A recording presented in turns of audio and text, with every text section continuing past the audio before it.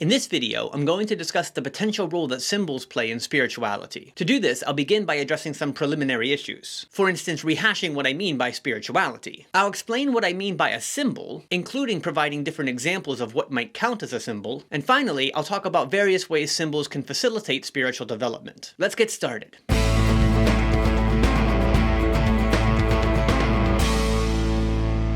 To begin with, I want to provide a quick refresher of what I mean when I talk about spirituality. Carl, I feel like I just talked about this not too long ago. In fact, I feel like I talked about it just yesterday. Carl, come on, do the flashback thing. Man, what do I even pretend to pay you for? A narrow view of spirituality might limit the term to experiences of gods or other supernatural occurrences. A broad view of spirituality doesn't preclude the experience of God or the supernatural, but it expands the term to include experiences that give people a deep sense of meaning or purpose, experiences that create an awareness of connection to self and others, and experiences that lead people to a feeling of transcendence, the perception that we're part of something bigger than ourselves. I've also noted in a previous video that there are different pathways to spiritual development. These can include bodily pathways, mental pathways, knowledge pathways, creative pathways, and community pathways. Having this broader definition of spirituality, including various pathways to develop spirituality, in place, let's take a look at what the word symbol might mean. It's important to note that there are various definitions of symbol floating around out there, and some of them are discipline-specific. How the word symbol functions in psychology, drawing on the work of Sigmund Freud or Carl Jung, it's nice to know that there are some Carls out there that are worth something, might be different than how the word functions in religion or philosophy, for example, drawing on the work of Paul Tillich. So our job here isn't to provide an exhaustive or objective definition of symbol, but rather a broad working definition that we might be able to build upon to better understand the relationship between symbols and spirituality. Broadly and concisely speaking, a symbol is something that represents a reality that transcends it. In other words, the symbol represents something that is beyond the symbol itself. Given this broad definition, symbols can be visual. For example, an image or object that represents a religion or a social or political group.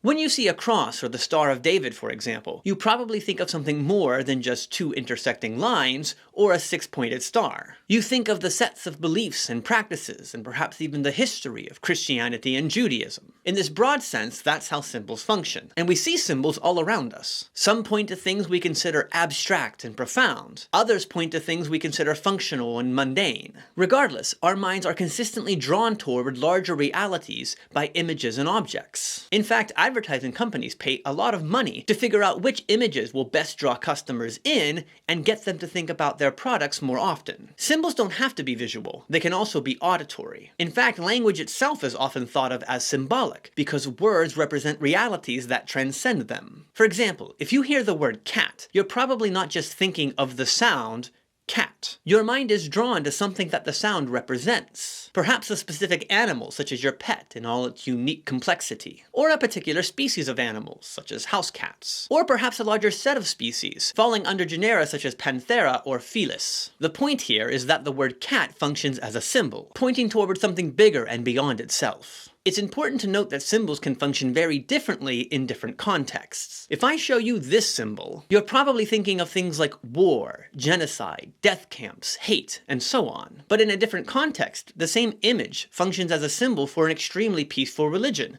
Jainism. Words are the same way. The context can drastically change, in meaningful ways, the function of the symbol. For example, if I'm visiting a friend's apartment in New York City, and they come into the room where I'm sitting and say, "The cat is coming," I'm happily waiting in anticipation to be joined by a little furry friend. Yes, Carl, I know that cats don't like you. No, I don't think that means they're evil. Maybe they're just good judges of character. But if I'm in the wilderness in Tanzania, and somebody comes to me and says, "The cat is coming," I'm looking for an escape route, because I'm about to get mauled. The symbolic nature of language is why I often take time to define words like spirituality, religion, and science in my videos. I want to highlight how I understand the words functioning as symbols, how I think they function in my particular context, what I think the broader reality that they're pointing to looks like. So, generally understood, a symbol is something, an image, an object, or a sound, that represents a reality that transcends it. But it might be helpful, considering that our focus is on spirituality, to get a bit more specific in terms of the definition of symbol. The German-American philosopher Paul Tillich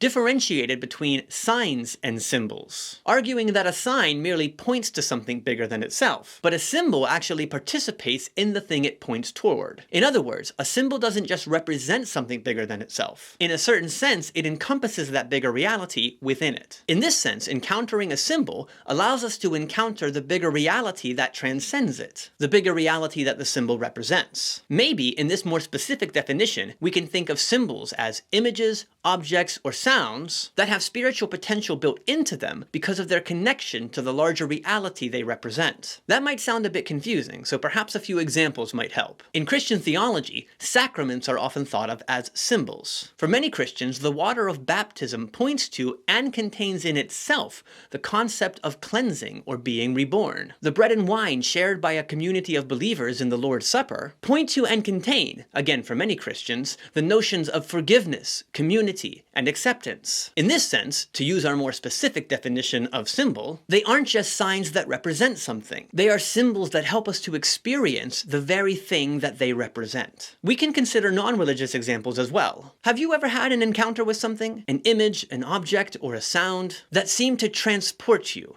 to connect you to something that's bigger than yourself? When I see or hold a fossil, the object has a symbolic, or sometimes I say sacramental, nature to me. It's not just an image or an artifact. It transports me to something bigger than myself. The interconnected narrative of life across millions and millions of years. My wife has similar experiences, but not with fossils. Instead, she has it with historical images, artifacts, or locations, which honestly typically don't do that much for me. This suggests that images, objects, and sounds might function as symbols for different individuals or different groups in different ways. For a Christian, the Eucharist might facilitate an experience of connection to their community of faith or with God. For me, a fossil gives a sense of connectedness to the larger narrative of life and the universe. For my wife, a historical artifact can provide a transcendent experience, connecting her to another time and thus to the broader community of humanity. At the very least, this suggests that symbols have the power to facilitate an experience with something bigger than ourselves, to connect us to something. Hopefully at this point, the connection between symbols and spirituality is somewhat clear. In fact, I think that understanding the power of symbols can help us to understand how spirituality often works. We have an encounter that opens up a space for us to have an experience of transcendence, meaning, or connectedness. Thinking of spirituality in our broader sense, symbols have a way of functioning as catalysts for spiritual experiences and growth. Symbols can serve as bodily pathways, as when we're holding an artifact that serves as a symbol, or when we use symbols to establish identity on our body, for example through fashion or perhaps the use of tattoos. Symbols can serve as mental pathways inasmuch as they provide a foundation for meditation. For example, meditating on the sense of connectivity or meaning that's provided by a symbol. They can be knowledge pathways, providing shorthand expressions of a larger body of knowledge, as I noted with a fossil connecting me to the larger narrative of life. They can clearly operate as creative pathways, since symbols often have an artistic dimension to them. Again, consider the use of tattoos, or consider how paintings, sculpture, or music might serve as symbols. Finally, symbols can serve as community pathways, inasmuch as they connect us to social groups or natural communities. A religious symbol might connect you to your particular community of belief. Historical artifacts might connect you to the broader human community, whereas something like a piece of a meteorite might give us a sense of connection to the universe at large. Or, on a smaller level, consider something as simple as a family crest. This might explain why tattoos are so important in particular cultures or to particular people. They're not just images. They're symbols that give meaning and a sense of connection, perhaps to lost loved ones, to a larger social group, or to an abstract ideal that we hold firmly. This might also explain why appropriation of symbols is so difficult for people to deal with. If an image, an object, or a sound has a spiritual potential for a particular culture, and it's carelessly appropriated by another culture, without any care or consideration for its origin or spiritual potential, perhaps for the sake of monetary gain, it's not difficult to imagine why people might find that problematic. It's because it's not just an image. It's a symbol. And the careless use, or perhaps even abuse of a symbol, especially if it's done by one group that has done violence to the group with which the symbol originated, can easily create a sense of animosity. At any rate, the relationship between spirituality and symbols might be helpful in considering more ways that we can grow spiritually. Learning to identify and appreciate symbols, whether images, objects, or sounds, especially ones that seem to have spiritual potential for us, can be a powerful method for building a sense of identity, meaning, and connectedness. I hope you found this video helpful. Until next time.